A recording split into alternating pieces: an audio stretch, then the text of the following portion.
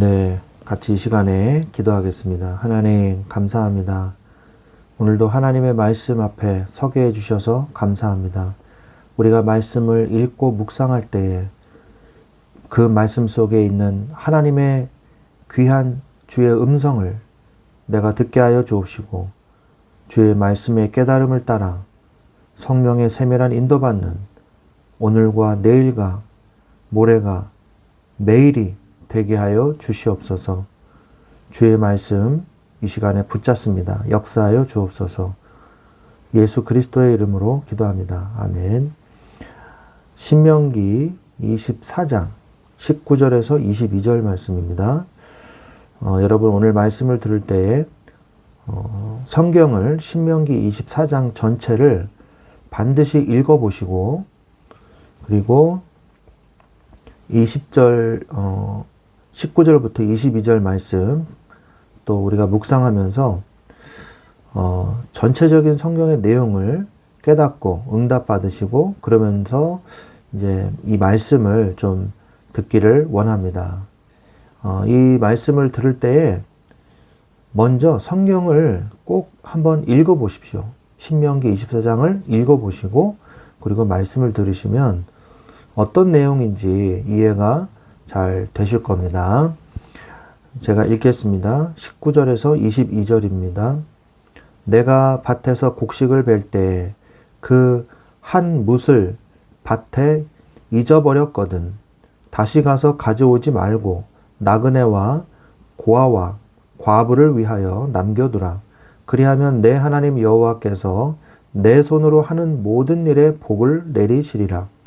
내가 내 감람나무를 떤 후에 그 가지를 다시 살피지 말고 그 남은 것과 객과 고아와 과부를 위하여 남겨두며, 내가 내 포도원의 포도를 딴 후에 그 남은 것을 다시 따지 말고 객과 고아와 과부를 위하여 남겨두라. 너는 애굽 땅에서 종되었던 것을 기억하라. 이러므로 내가 내게 이 일을 행하라 명령하노라. 아멘.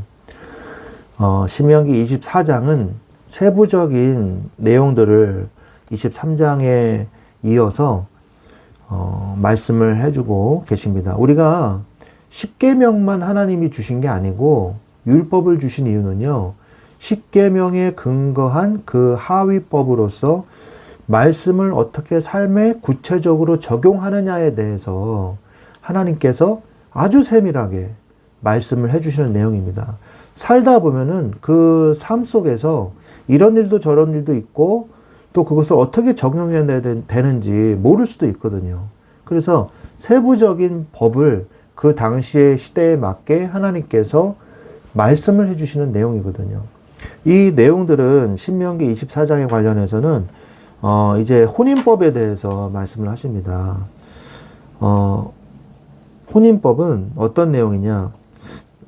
여자와 결혼을 했는데 이 여자가 어떤 문제가 있어요. 그래서 이혼을 할 때는 이혼 증서를 써줘라. 근데 이 여자가 다른 남자와 결혼했는데 또 이혼을 했어요. 그러면 그 또 이혼하고 돌아온 그 여자를 하고는 다시 결혼하지 마라. 그런 내용입니다. 그리고 이제 또 다른 거는 뭐냐? 신혼 1년 차는 군대 입대를 하지 마라. 모병을 하지 마라. 라고 말씀하고요. 그리고 저당을 이제 잡을 때는 맷돌을 잡지 마라. 이 맷돌은요, 이스라엘 사회에서 꼭 필요한 거예요. 그러니까 우리나라로 치면 밥솥이랑 똑같은 겁니다. 그러니까 생계하고 관련된 거잖아요. 그러니까 이거를 저당 잡으면 안 되거든요. 하나님은 이스라엘 동포들한테 저당은 잡아도 괜찮다고 말씀하셨거든요. 그래서 저당을 잡아도 되는데 그것이 불법은 아닌데 생계와 관련된 것은 절대 잡지 못하도록 하셨습니다. 그리고 7절에 보면 납치하는 자도 나오거든요. 이 당시에 또 납치해가지고 노예로 팔거나 포로로 팔아버리는 이런 일들이, 종으로 팔아버리는 그런 일들이 있었던 것 같아요. 그래서 납치하는 자는 사형에 처하라. 그리고 납병은 여태까지 계속 말씀을 하셨기 때문에 규례대로 처리해라. 그러면서 미리암을 기억해라. 말씀하십니다. 그 다음에 또 어떤 내용이냐. 전당물을 이제 어떤 사람이 돈 좀 꿔주세요. 그러면 그래 전당물 그러면 나한테 다오.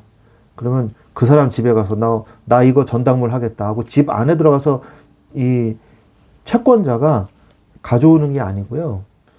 집 밖에 채권자는 기다리고 있고 채무자는 자기 물건들 중에서 자기가 원하는 전당물을 가지고 집 밖으로 나와서 채권자에게 줘야 된다는 내용이죠. 왜냐하면 생계하고 관련된 생활 필수품을 이 채권자가 이거 전당물로 잡을게 이렇게 하면 아주 곤란하잖아요.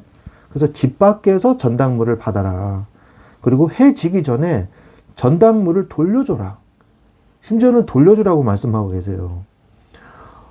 그러면 그가 옷을 입고 자며 너를 위하여 축복하리니. 그러니까 의식주는 당장 필요한 거잖아요. 그런 부분에 대해서 해지가 지기 전에 돌려주라고 말씀하고 계시는 것입니다. 그리고 품꾼에 대한 규례도 나오는데 품꾼을 함부로 학대하지 마라. 그리고 품삯은 그날 줘라. 하루 벌어서 하루 먹는 사람들이기 때문에 안 주면은 이 사람들이 굉장히 고통을 받는다. 그 내용을 하시는 거죠. 그리고 우리나라 그 조선 시대에도 이제 뭐 삼족을 멸하라 뭐 이런 게 있지 않습니까? 반란을 일으켰거나 그러면 이제 막 그 친척들까지 다 3대까지 다 멸하고 막 다 감옥 보내고 그 노예로 삼고 막 그런 일들이 있잖아요. 근데 이 유대 성경에서는, 이 유대 사회에서는, 성경에서는 그것을 금지시켰어요. 그래서 가족 한 명의 범죄에 대해서 가족이 연대 책임을 지지 않도록 하라. 각 사람은 자기 죄로 죽임을 당할 것이라. 이렇게 말씀을 하십니다. 그러니까 자기 죄는 자기가 담당하고 끝내라. 이 얘기죠. 그 다음에 객과, 그다음 나그네죠. 객과 고아와 이런 이 연약한 자들과는 이 송사를 할 때, 재판을 할 때 억울하게 하지 마라. 그리고 과부의 옷을 전당 잡지 마라. 그리고 이제 농사와 관련된 이야기인데 밭에서 농사를 짓고서 한 단을 갖다 남겨놨어요. 한 묶음을 모르고 놓고 왔어요. 그러면 그냥 한 묶음 정도는 놓고 와라 이렇게 말씀하시고, 그 다음에 감람나무 열매도 말끔히 털지 말고 적당히 털고 좀 남겨놔라. 그리고 포도도 다 수확하지 말고 조금은 남겨놔라 이렇게 말씀하십니다. 왜냐? 나그네와 고아와 과부를 위해서 남겨놓으라고 말씀을 하고 계시는 것이죠. 그래서 하나님은요, 이 말씀을, 이 율법을 잘 읽어보면요, 하나님은요 굉장히 이 약한 자의 편이시라는 것을 우리는 알 수가 있습니다. 하나님은 늘 약한 자를 배려해 주시고 약한 자를 신경 써 주시고 약한 자의 편이에요. 예수 그리스도도 마찬가지시잖아요. 예수님이 왕궁에 비단 옷을 입은 사람들을 위해서 온 것이 아니라 나약한 자, 병든 자, 이런 자들을 위해서 내가 왔다고 예수님이 직접 말씀하셨죠. 예수 그리스도는 약한 자를 위해서 이 땅에 오신 것입니다.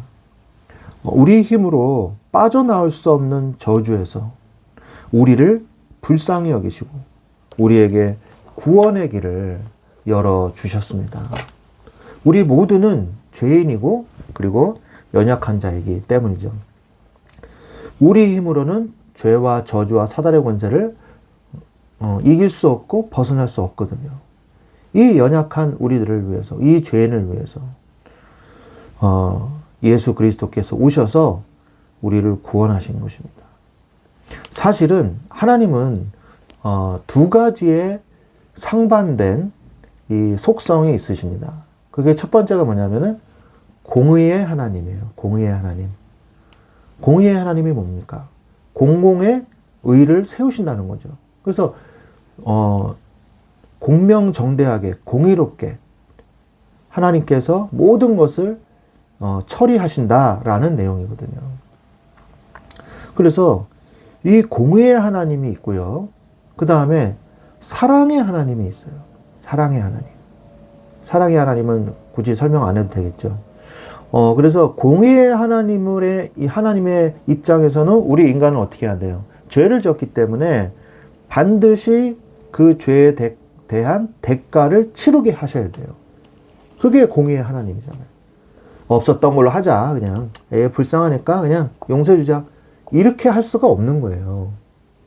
그냥 무논리로 그냥 뭐 없었던 걸로 하자. 이렇게 할 수는 없습니다. 하나님이 반드시 그에 대한 벌을 내리시고 대가를 치르게 하셔야 되거든요. 이게 바로 공의의 하나님입니다. 그러나 동시에 하나님은 사랑의 하나님이시기 때문에 우리가 그냥 저주받고 죄의 대가를 치러서 지옥에 떨어져 나가는 것을 하나님은 원치 않으셨던 거예요. 이 두 가지가 이 상반되거든요. 이 부딪히지 대립되지 않습니까? 그런데 하나님은요, 이 두 가지의 이 속성을 하나, 둘 다 서로 위배하지 않으시고 두 가지를 다 이루셨어요. 바로 예수 그리스도를 보내셔서 이 두 가지 공의의 하나님, 사랑의 하나님을 이루신 것입니다. 하나님은 공의를 실현하고 동시에 사랑을 실현하시기 위해서 예수 그리스도를 보내신 것입니다. 공의의 하나님은 뭐예요? 죄가 뭔지도 모르는 인간에게 율법을 주셔서 죄는 이것이고 거룩한 건 이것이다. 너는 죄의 백성이 아니라 거룩한 하나님의 백성이다. 그리고 하나님의 백성으로서는 너희들이 이런 모습으로 살아야 된다라고 율법을 주셨어요. 그리고 그 율법에 대한 대가로서 그 율법을 지키는 사람들을 보호하기 위해서 율법을 지키지 않으면 그에 대한 상응하는 벌을 내리시도록 하셨다는 것이죠. 그래야 법을 지키는 자들을 보호할 수 있지 않습니까? 그러면서 또한 심판주로서 하나님은 심판의 하나님이시거든요. 거기에 대한 상응하는 보응하는 대가를 치르게 하셔야 되거든요. 그래서 눈에는 눈, 이에는 이라 이렇게 말씀하시지 않습니까? 구약성경에서. 그런데 하나님은요, 늘 구약성경도 사실은 마찬가지예요. 용서의 길, 하나님을 다시 만날 수 있는 길을 말씀하십니다. 너희가 그 죄에서 돌이켜서 나를 바라보면 내가 그 죄에서 너를 건질 것이다. 그리고 너를 회복시키실 것이다. 라고 말씀을 하신단 말이죠. 그게 바로 사랑의 하나님입니다. 하나님은요, 입으로만 사랑하신다 말씀하신 것이 아니에요. 사랑의 증거로서 독생자 예수 그리스도를 이 땅 가운데 보내셨어요. 그게 성육신하신 하나님이에요. 하나님은요, 하나님과 분리돼, 하나님과 떨어진 그 인간을 불쌍히 여기셔서 우리와 함께 하시기 위해서 예수 그리스도를 보내셨어요. 그리고 죄가 없는 예수님이 십자가에 못 박혀 죽으셨어요. 본인이 불의하신 분이 아니신데 불의한 자처럼 십자가에 못 박아 죽으셨어요. 나무에 달려 죽으셨다는 것은요, 가장 치욕스럽고 가장 극형입니다. 흉악범들한테나 주는 이 십자가 사형법이란 말이에요. 그런데 가장 고결하고 순결하신, 죄가 없으신 하나님이신 예수 그리스도께서 십자가에 못 박히셔야 되는 그 이유가 바로 뭐냐? 사랑의 하나님이시면서 동시에 공의의 하나님이시기 때문인 것입니다. 그래서 우리에게 구원의 길을 열어주신 것입니다. 구원의 길을 열어주시고 이를 믿는 자마다 멸망치 않고 영생을 얻게 하는 구원의 길을 열어주신 것이죠. 우리의 허물과 죄는 공의로 말미암아 십자가에서 다 치르셨고, 그리고 그 벌을 자신에게 내리신 거예요. 공의를 이루시기 위해서. 그것은 동시에 하나님이 우리를 사랑하시는 사랑의 결정체이자 사랑의 확실한 증거인 것입니다. 하나님은요, 연약한 자들, 소외된 자들, 고아와 과부와 나그네를 위한 하나님이시라고 말씀하고 계십니다. 우리는 나그네와 같은 인생입니다. 우리는 고아와 같이 버려졌어요.